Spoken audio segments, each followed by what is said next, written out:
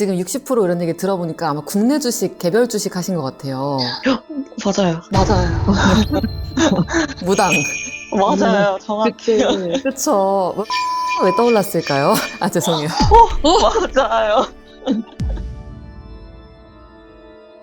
여러분 안녕하세요. 어하. 오늘 여러분들의 돈 고민에 따뜻하게 상담을 해드리는 코너 새나게 2화로 돌아왔습니다. 저는 2030을 위한 경제미디어 OPT의 대표 박진영입니다. 요즘에 다시 활황이잖아요. 그러다 보니까 투자 관련해서 고민하시는 분들이 진짜 많아요. 저희 쪽으로도 투자 관련 사연들이 많이 들어오는데 특히 시드가 어느 정도 쌓여있는 분들, 이 돈을 어쩔 줄 모르겠다. 투자를 해야 될 것 같은데 어떻게 굴려야 될지 모르겠다. 라는 고민들이 굉장히 많이 옵니다. 오늘의 사연자 낭만님도 그런 분 중에 하나예요. 오늘 우리가 또 전화통화로 거의 이 자리에 같이 있는 것처럼 모시고 투자 관련 가이드, 어떻게 공부해야 되는지, 어떻게 굴려야 되는지 자세히 말씀 나눠볼게요. 자, 그럼 사연자분 같이 만나볼까요?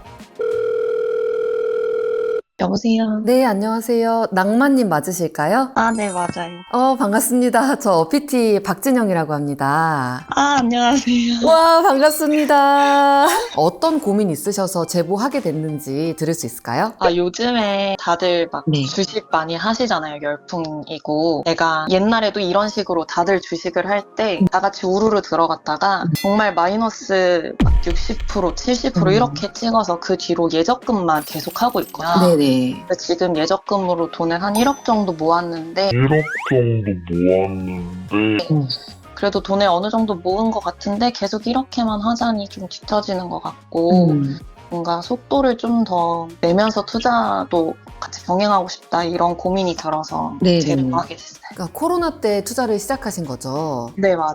그쵸, 그때 불장일 때. 왜냐면 지금 60% 이런 얘기 들어보니까 아마 국내 주식, 개별 주식 하신 것 같아요. 맞아요. 무당. 맞아요. 정확히. 그쵸. 왜 카카오가 왜 떠올랐을까요? 아, 죄송해요. 맞아요.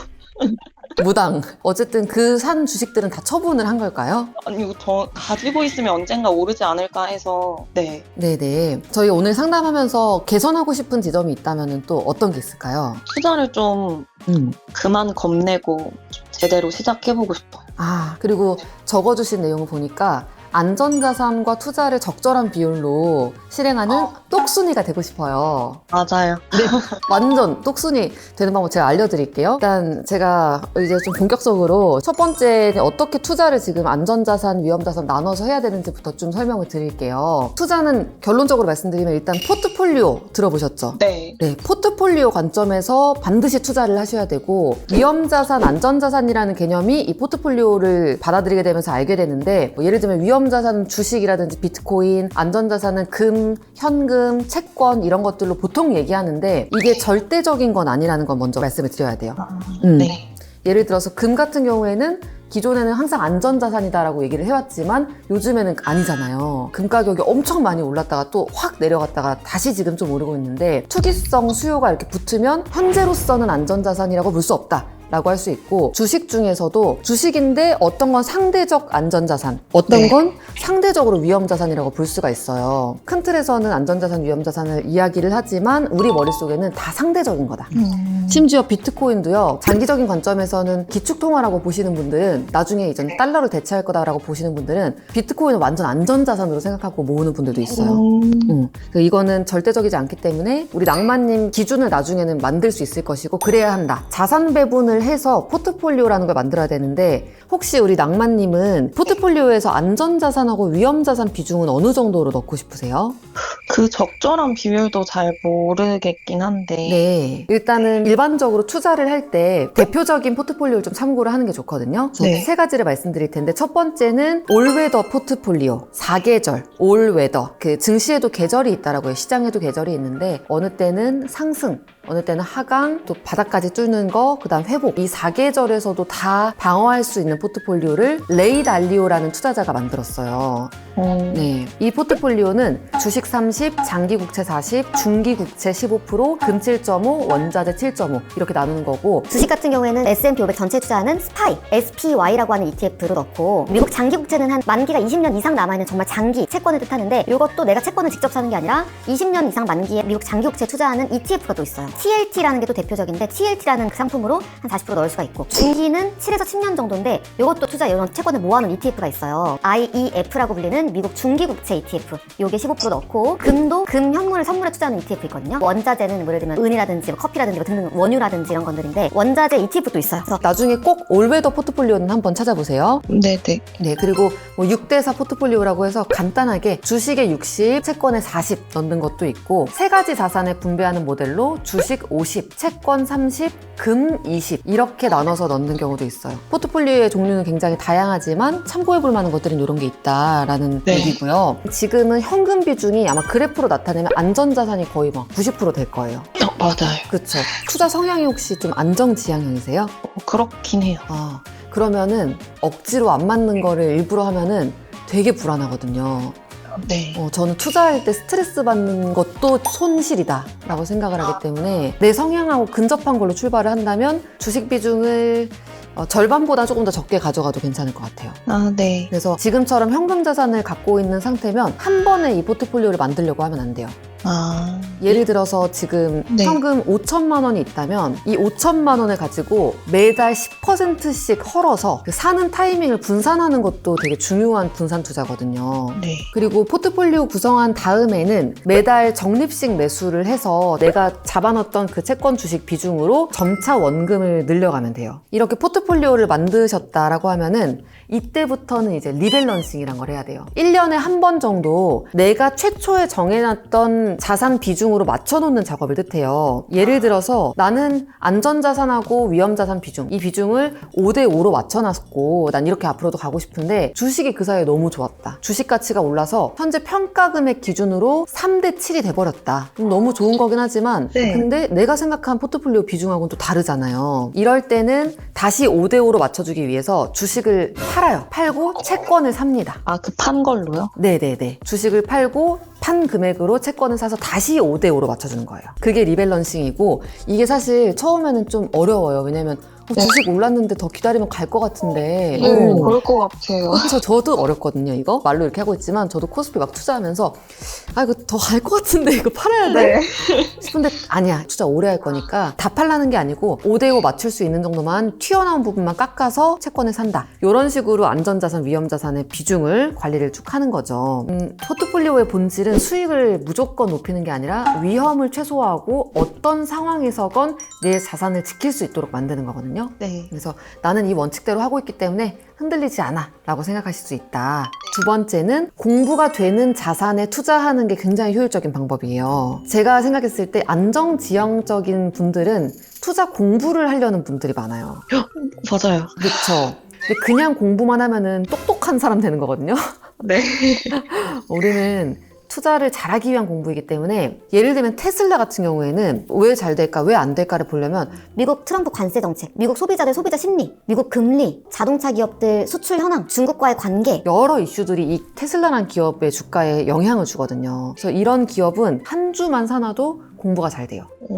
다양한 뉴스를 엮어가지고 볼 수 있기 때문에 공부가 잘 되는 자산에 투자하는 게 굉장히 효율적인 공부 방법이고요. 다른 예시들을 들어보면 애플 같은 경우에도 소비 트렌드를 엮어서 볼 수 있고 애플에 납품하는 회사들도 얼마나 많겠어요. 그런 공급망도 같이 볼 수 있고 기술 혁신의 단계가 어느 단계까지 와 있는지 또 같이 볼 수 있고 또 코카콜라는 대표적인 경기 방어주, 배당주인데 이런 것들은 또 소비재의 시장 구조도 볼 수 있고 또 원가, 원자재 이슈도 같이 볼 수 있고 더 좋은 종목은 경제, 산업, 시사 이런 분야들이 다 엮이는 그런 기업들이다라고 네. 얘기할 수 있겠습니다. 그래서 이런 기업들은 나 투자 공부를 조금 더 재밌게 효율적으로 하고 싶다. 내 자산하고 엮어서 읽고 싶다면 그런 게 많이 엮이는 자산에 투자하는 게 좋아요. 그래서 투자 체크리스트를 제가 5가지를 말씀을 드릴게요. 투자할 때 체크리스트. 지금까지 말씀드린 것 좀 종합을 해서 보면 첫 번째 투자 원칙으로는 포트폴리오를 관리하고 있는지 포트폴리오 비중을 먼저 정했는지를 꼭 체크하셔야 되고요. 두 번째는 공부 기준. 투자하려는 기업의 업황이나 실적, 리스크 요인을 내가 간단하게나마 내 말로 설명할 수 있는가. 세 번째, 매수 기준. 내가 이 종목을 사는 이유, 근거 이런 것들이 명확한가. 네 번째, 매도 기준은 매도를 내가 언제 할 할 건지 사전에 정해두는 게 중요해요. 정해뒀는가, 그리고 실전 관리는 연간 단위로 리밸런싱하는 계획이 잡혀 있는가, 이게 다 엮여 있는 거예요. 포트폴리오, 투자하려는, 공부하려는 기업들 언제 살지 언제 팔지, 연간으로 리밸런싱 언제 할지, 이게 종합적으로 다 내가 오케이 예스 할 수 있으면 진짜 잘하고 있는 거다. 조금 도움이 되셨을까요?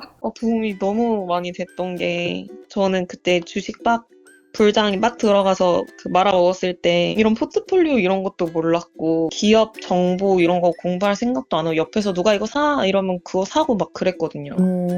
이걸 확인하지도 않고 계속 막 하락장이니까 이럴 때는 뭐 어플을 삭제하고 들여다보지 않아야 된다 막 이래가지고 내가 뭐 했는지 어떻게 돌아갔는지 관심도 안 두고 그게 맞다고 심지어 생각을 했었는데, 네. 이렇게 얘기해 주시니까 제가 아예 접근이 틀렸다는 것도 좀 알겠고 어떻게 시작해야 될지 좀 가닥이 잡히는 것 같아요. 근데 이미 잘하셔요. 야, 너무 걱정 안 하셔도 돼요. 그리고 사실 돈 관련된 트라우마가 남는 게 제일 아쉬운 거거든요. 투자에 대한 트라우마가 남아버리면 너무 많은 기회비용이 날아가기 때문에 이제 진짜 실전이야 이제 이렇게 생각하시면 될 것 같습니다. 앞으로 어떻게 할 계획인지 포부 한마디. 제가 이제 알려주신 이 모든 것들을 다 적용해서 제가 다음번에 어피티에 한번 엄청난 사연을 난 투자 성공으로 후기를 남기는 날이 꼭 오도록 열심히 노력하겠습니다. 제가 미래에서 왔는데요. 그렇게 됐대요. 어머. 아유, 감사합니다. 오늘 이렇게 사연 보내주시고 통화해주셔가지고 너무 감사드리고요. 저희 이제 영상으로도 그렇고 레터로도 유익한 정보 계속 보내드리면서 인사드릴 테니까요. 만관부 많은 사랑 부탁드립니다. 네. 미래 부자가 한 명 더 늘어났어요. 어떻게 국고가 차겠다. 세금 너무 많이 내서. 이렇게 오늘 낭만님 사연으로 얘기 나눠봤는데요. 어때요? 너무 공감이 되고 힘이 나죠? 아니, 코로나 불장 때 다들 너무 되었어. 나 투자는 안 맞나 보다 하고 멀리 하시는 분들이 많이 계시는데 늦은 건 없다. 코로나 이후에 그 5년 동안 돈 모으신 거 보세요. 난리 났잖아요. 기초 체력 다 있으신 분들이니까 첫 경험이 너무 안 좋았다라고 하면서 투자는 멀리 하시지 마시고 오늘 낭만님 얘기처럼 포트폴리오로 관리하면서 안정적이면서도 꾸준히 오래가는 투자 하셨으면 좋겠습니다. 오늘의 JYP 한마디. 투자는요, 바쁘거나 불안한 게 아니고 느긋해야 돼요. 그러니까 옳게 되고 있는지 아닌지 확인하려면 나 지금 편안한가? 이것부터 따져보셔야 됩니다. 그러니까 느긋하려면 포트폴리오는 기본적으로 있고 바쁘지 않아요. 포트폴리오 지금 잘 굴러가고 있고 시장이 어떻게 되든 간에 난 연간 한 번 리밸런싱 하면 되는 거니까. 주식 모으기 해놓고 꾸준히 알아서 적립식 매수가 되니까 손댈 것도 없죠. 이런 것들 잘 활용하시고 하면 주식, 투자 이런 것들이 바쁠 일이 없다라는 거 꼭 말씀드리고 싶습니다. 여러분들도 고민 갑자기 떠오르셨죠? 막 번뜩 나왔죠? 망설이지 마시고 저희 더보기란에 사연 보내는 링크가 있어요. 여기에서 여러분들도 나는 이런 고민 있어요. 들어주세요. JYP 하고 보내주시면 너무너무 감사하겠습니다. 자, 그럼 오늘 영상은 여기까지고요. 저희는 또 다음 에피소드에서 인사드리도록 하겠습니다. 여러분들 어바!